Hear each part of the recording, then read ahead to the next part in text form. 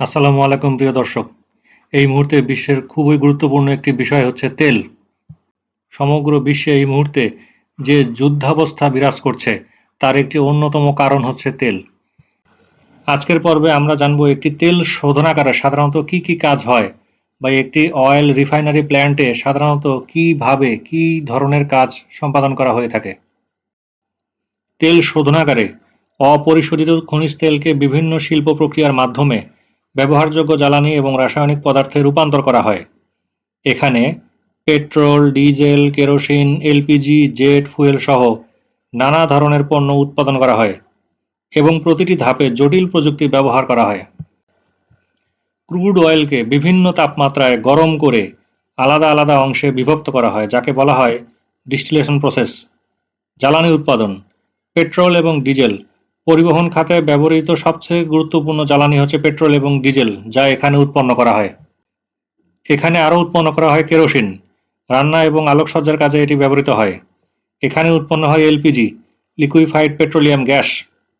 গৃহস্থালী এবং শিল্পে বহুল ব্যবহৃত হয় এবং এখানে উৎপন্ন হয় জেট ফুয়েল, যা বিমান চলাচলের জন্য অপরিহার্য।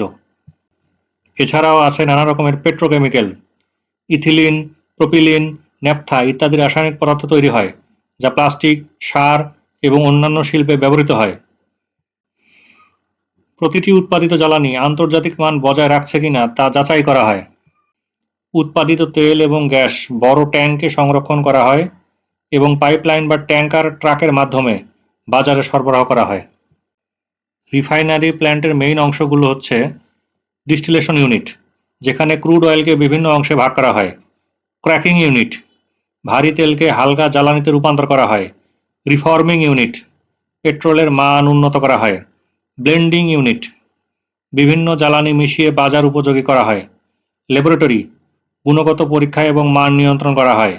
স্টোরেজ এবং লজিস্টিক্স, সংরক্ষণ এবং পরিবহন ব্যবস্থা নিশ্চিত করা হয়। মধ্যপ্রাচ্য সহ বিশ্বের সমগ্র দেশেরই তেল শোধনাগারের সাধারণ স্ট্রাকচার হচ্ছে এটি।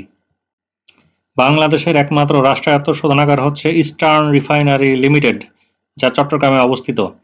এটি 1968 সালে স্থাপিত হয় এবং দেশের মোট চাহিদার প্রায় 20% জ্বালানি সরবরাহ করতে সক্ষম।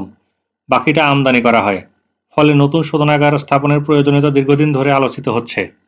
ইয়া হাবিবিদের দেশের মতো এত সূক্ষ্ম এবং জটিল মেকানিজম হয়তোবা আমাদের দেশে নেই, তবে যতটুকু ইনফ্রাস্ট্রাকচার এবং ফ্যাসিলিটি আছে সেটি যদি ভবিষ্যতে এক্সটেন্ড করা হয় তাহলে হয়তোবা এই খাতে আমরা আরেকটু এগিয়ে যাব।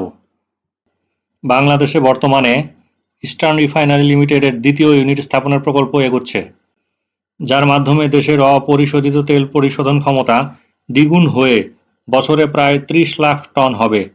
প্রকল্পটি ব্যয় আনুমানিক 35,000 কোটি টাকা এবং এটি আমদানি নির্ভরতা কমাতে গুরুত্বপূর্ণ ভূমিকা রাখবে। বর্তমানে দেশের জ্বালানি চাহিদার প্রায় 80% আমদানি করতে হয়। নতুন ইউনিট চালু হলে আমদানি চাপ উল্লেখযোগ্যভাবে কমবে।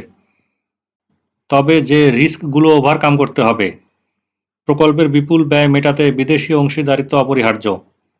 আধুনিক প্রযুক্তি এবং দক্ষ জনবল প্রয়োজন। শোধনাগার সম্প্রসারণে দূষণ এবং কার্বন নিঃসরণ বাড়তে পারে, তাই পরিবেশ বান্ধব প্রযুক্তি জরুরি।